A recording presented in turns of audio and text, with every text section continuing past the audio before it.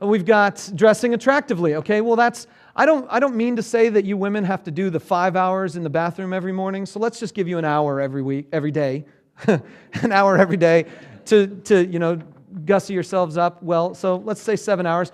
Do the next one. Selling extra clothing. Okay, 5 hours total each week to collect all the extra stuff and figure out what's good and what's bad and sell it. Next one. We've got starting a vineyard business. Oh yeah. So I guessed 20 hours your first week in that. You're doing some research, you got to buy some land, but I have no idea. Never having started a vineyard before, I'm guessing. Okay, so let's go 20 hours. Next, researching investments. Okay, that's something I figure we can probably do in 2 hours. Let's go to the next one. Helping the poor. Okay, so let's say helping the poor is 1 hour. Let's do the next one. Teaching with wisdom. That's about 5 hours a week, so that 5 hours means you're preparing for the moments when you're going to teach, and then you're going to teach whenever that is. But this is not like an every week thing. This is like if you're helping out with the kids or if you're doing a family Bible study or something like that. I guess 5 hours. Another one, prepares for the future, 1 hour. And then let's see, what do I have? I think that's the end of it.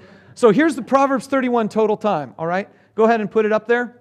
Proverbs 31 total time is 80 hours. Click one more, which means there are 46 hours left over for the woman to collect flax and cotton and weave it into fabric and make all kinds of clothing. So it's doable.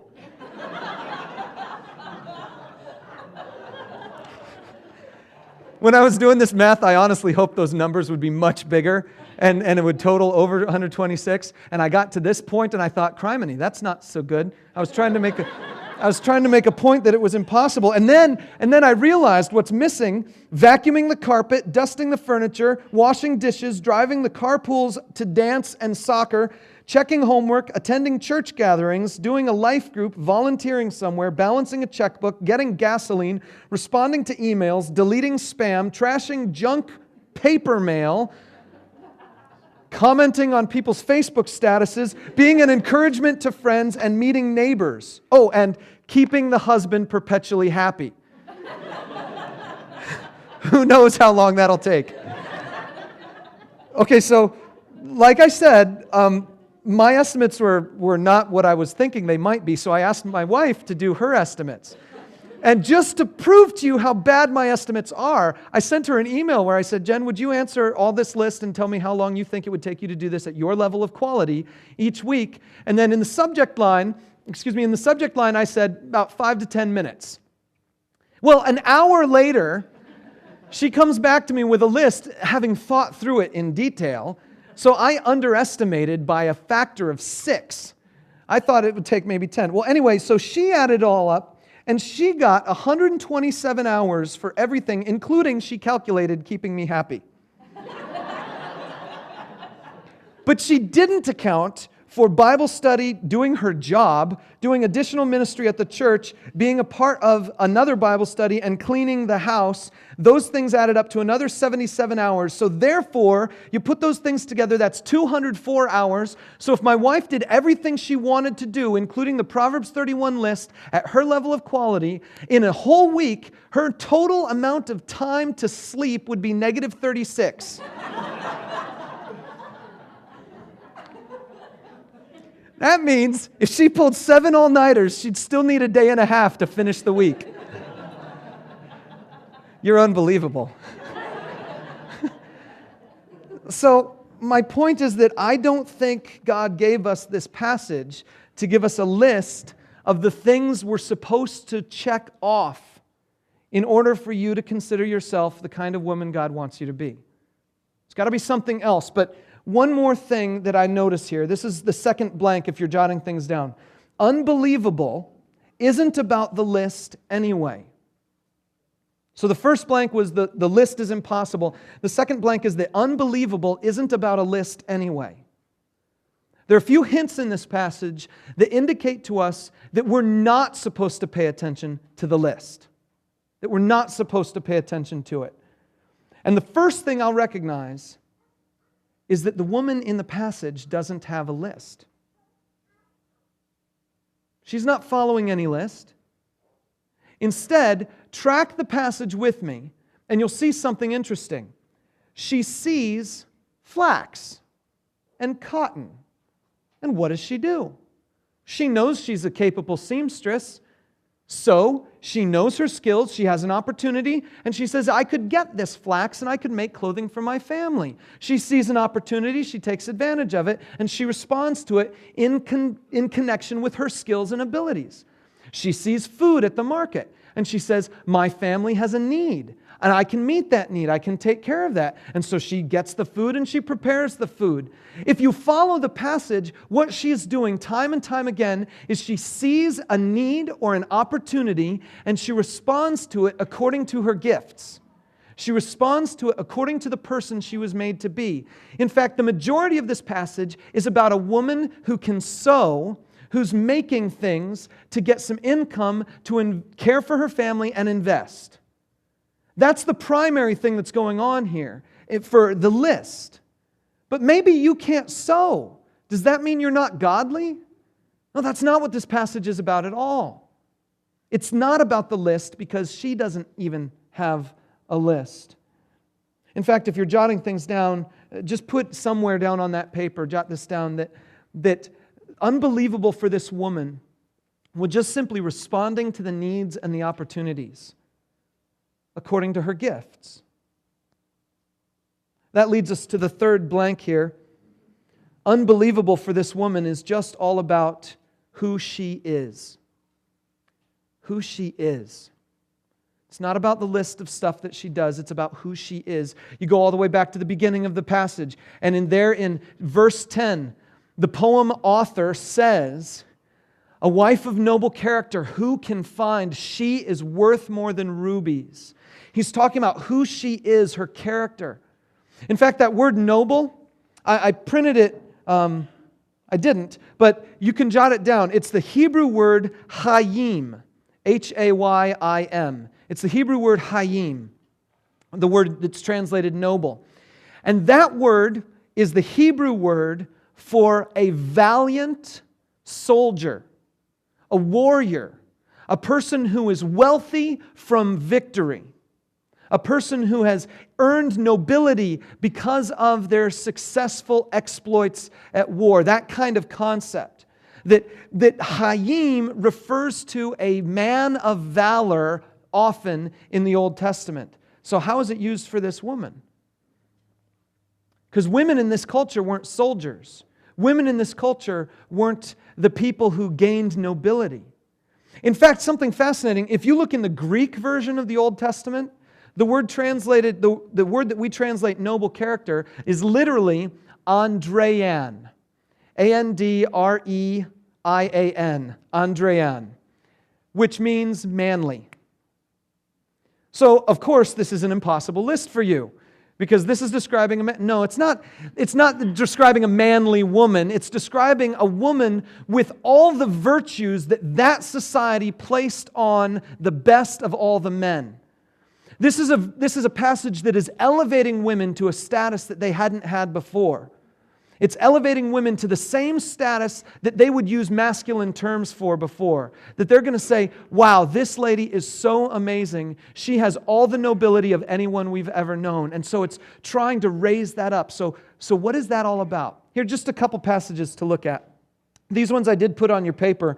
Ruth chapter 2 verse 1 says, Now Naomi had a relative on her husband's side from the clan of Elimelech, a man of standing whose name was Boaz. Underline the phrase standing. That's the word hayim in the Old Testament.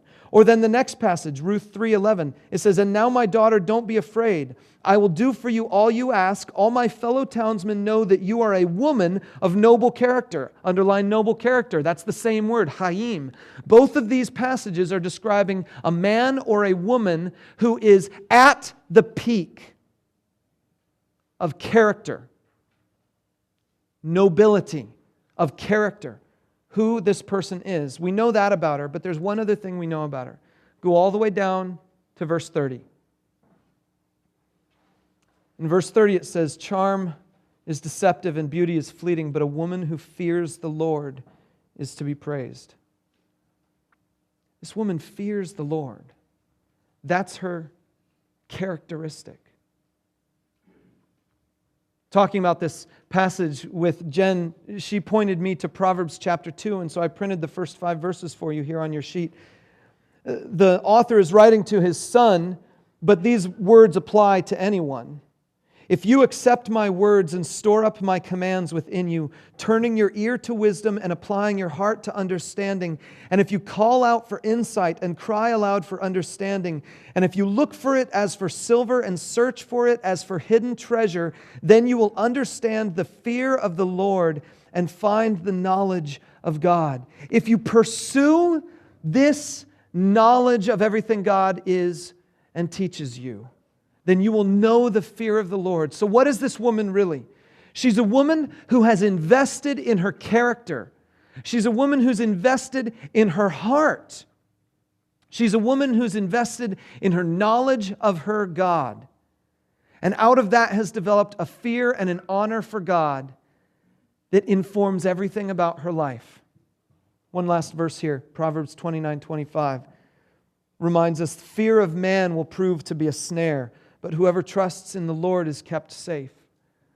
Ladies, you are not an unbelievable woman by fearing the claims of the culture about you or fearing the words of someone else about you, how you measure up to some list. Fear of a human being is a snare.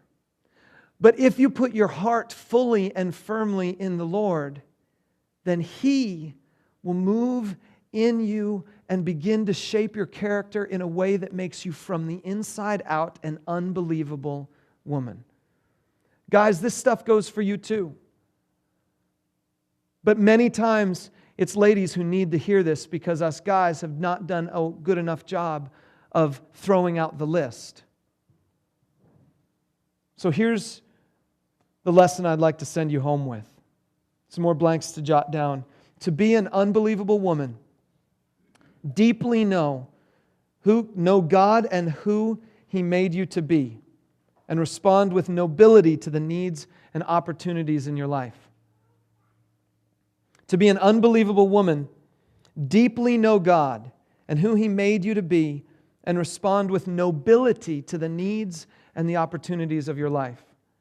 You don't have to control the needs and opportunities. You don't have to control the circumstances. Circumstances are going to come. And it's not about you trying to shape and control those circumstances. It's about you responding in a noble way to them out of who God has made you to be. Know your Maker and who He's calling you to be, and then respond that way to all those circumstances. Are you married? If you're a lady here who's married, then respond to the circumstances of your marriage with nobility based on who God has made you to be. Are you a mom? Then respond to the responsibilities of momhood based on who God has made you to be. Know deeply who God made you to be as a mom, and then respond to those circumstances. Are you single? If you're single, then know who God made you to be as a single woman, and then live that out with nobility. Because see, too often, I think all of us, and in my conversations it happens a lot with women, that we tend to think that we're not good enough. And so there's something that we have to do to compensate. When all the while God says, I love you. I sent my Son to die for you. And I love you so much that I want you to live out how I made you. You can't be unbelievable by simply following a list. If you have a list, some of those items might need to be checked off without being done. Some of those items might need to be let slide just for a while. Some items might need to be added to that list. But I'm not going to give you a list. I want you to seek God and find out who He made you to be. Dig into His Word as deeply as you possibly can. Know Him. Look at this last verse there, Proverbs 31:30, just to remind you. Charm is deceptive, and beauty is fleeting, but a woman who fears the Lord is to be praised.